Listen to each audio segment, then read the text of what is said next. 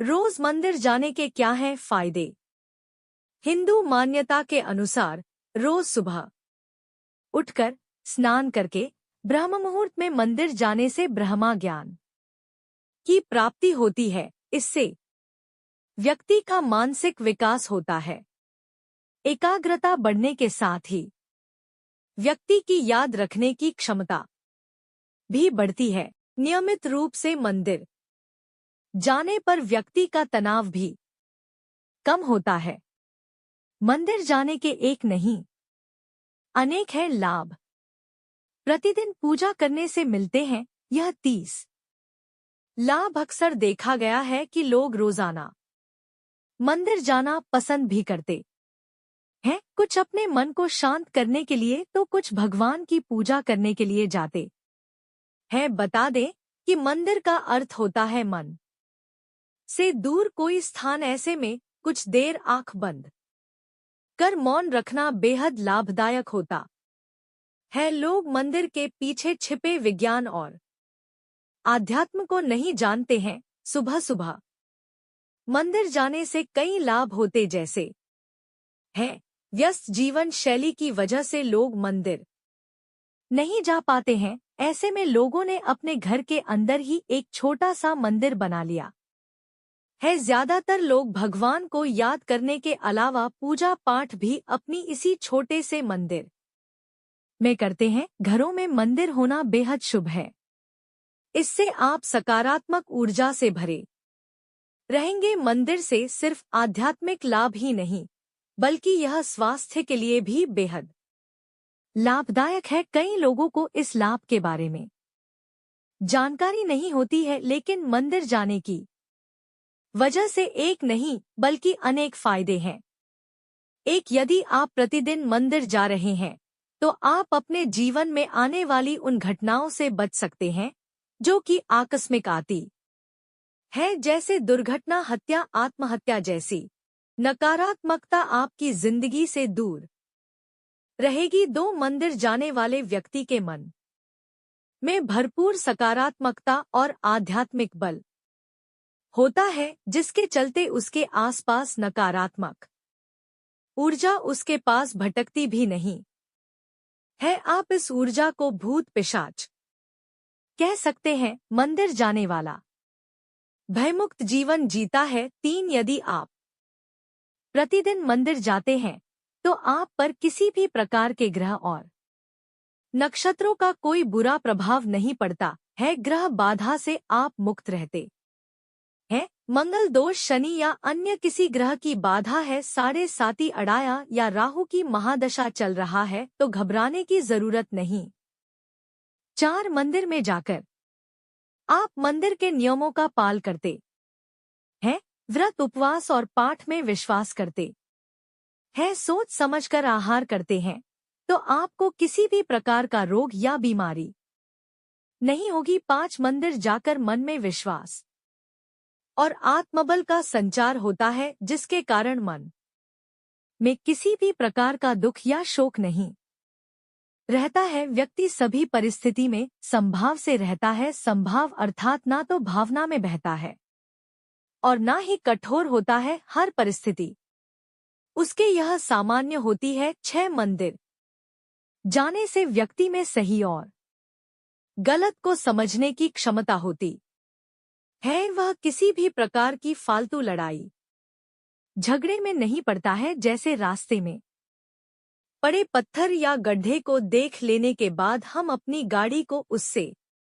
बचाकर निकाल ले जाते हैं, उसी तरह व्यक्ति अपनी जिंदगी को समझदारी से गड्ढों से बचा ले जाता है। 7, मंदिर जाने वाले व्यक्ति का कोई शत्रु किसी बुरी विद्या के माध्यम से कुछ भी बिगाड़ नहीं सकता है। बहुत से व्यक्ति अपने कार्य या व्यवहार से लोगों को रुष्ट कर देते हैं, इससे उनके शत्रु बढ़ जाते हैं। कमजोर शत्रु हमेशा सामने की लड़ाई नहीं लड़ते हुए पीठ के पीछे ऐसे कार्य करते हैं जिनको अंधविश्वास की श्रेणी में रखा जाता है। मंदिर जाने वाले लोगों को इससे कोई फर्क नहीं पड़ता है। 8, मंदिर जाने वाले व्यक्ति के जीवन में कभी ऐसे संकट नहीं आते हैं कि वह कर्ज में डूब जाए। थोड़ा बहुत कर्ज होता है तो कोई फर्क नहीं, कर्ज भी सोच समझ कर। यदि ज्यादा है तो उसके चुकता होने के निश्चित ही मंदिर से ही रास्ते निकलते हैं। मन मंदिर में विश्वास है तो इस बाधा व्यक्ति मुक्त हो जाता है। नौ आप बेरोजगार है या आपका व्यापार नहीं चल रहा है तो निश्चित ही आपको प्रतिदिन मंदिर जाना चाहिए। आपको जल्द ही सफलता मिलेगी। हालांकि जो प्रतिदिन मंदिर जाकर प्रार्थना और पूजा पाठ करता है उसके साथ यह समस्या नहीं रहती है। होती भी है तो वह दिमाग पर बोझ नहीं लेकर कर्म करता जाता है और सफल हो ही जाता है। 10 बहुत से लोगों को अनावश्यक भय और चिंता सताती रहती है जिसके कारण वे तनाव में रहने लगते हैं। तनाव में रहने की आदत भी हो जाती है जिसके चलते व्यक्ति कई तरह के रोग से भी घिर सकता है। लेकिन मंदिर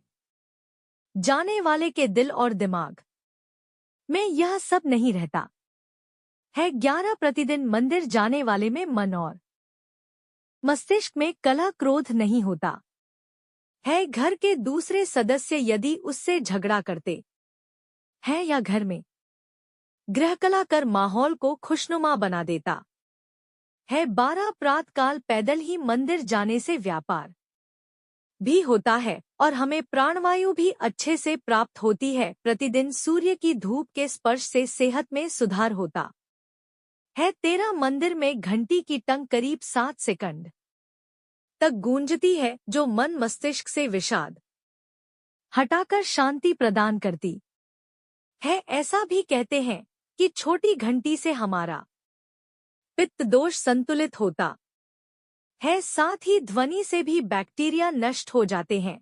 14 मंदिर में कई तरह का सुगंधित फूल अर्पित किए जाते हैं जिनकी सुगंध से मन प्रफुल्लित होकर अवसाद से मुक्ति हो जाता है। फूलों के विभिन्न रंग से अंतर्मन को शांति मिलती है। 15 मंदिर में कपूर और अगरबत्ती की सुगंध से एक और जहां मन और मस्तिष्क से नकारात्मक विचार हटा जाते हैं वहीं हमारी रोग प्रतिरोधक क्षमता भी बढ़ती है। यह हमें जैविक संक्रमण से भी बचाती है। मंदिर का सुगंधित में रहने से बैक्टीरिया नष्ट हो जाते हैं और किसी भी प्रकार का वायरल इन्फेक्शन नहीं होता है क्योंकि मंदिर में कर्पूर और धुआं होता रहता है। 16 जब हम मंदिर में आरती या कीर्तन के दौरान ताली बजाते हैं तो यह एक्यूप्रेशर का काम करती है। इससे हमारे रक्त संचार सुचारू रूप से संचालित होता है और शरीर की मांसपेशियां